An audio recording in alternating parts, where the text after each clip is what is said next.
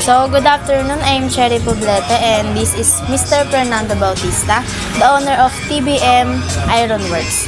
I'm going to ask him some quick questions. So, the first question ko is, paano nila napapanatili ang kalidad ng kanilang mga produkto o serbisyo po?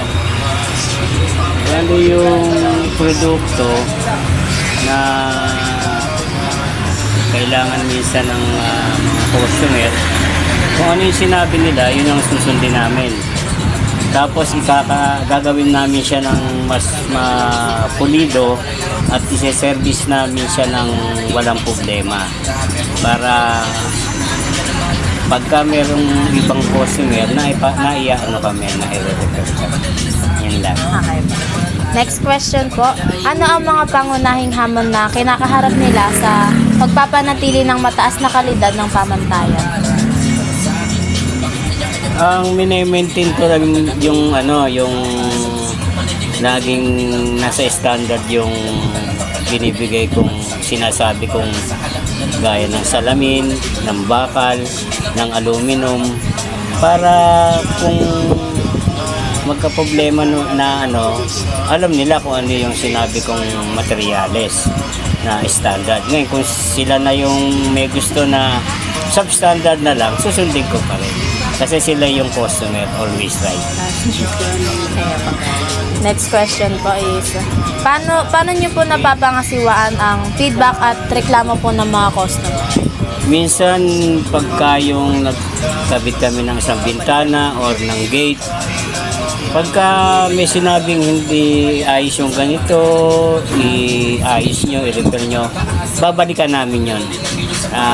Hindi namin iiwan na kumbaga may pangit na ginawa, may hindi ayos.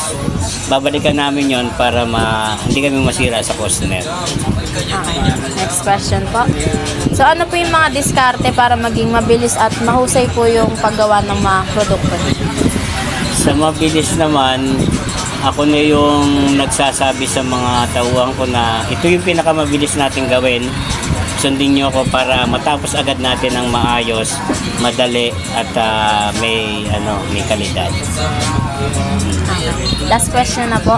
So ano ang mga kagamitan nyo para po maging ligtas ang inyong pagtatrabaho? Unang-una pagka mag-welding kami, nakahanda na dyan yung fire extinguisher kasi minsan may nasusunog na nalalaglagan ng baga.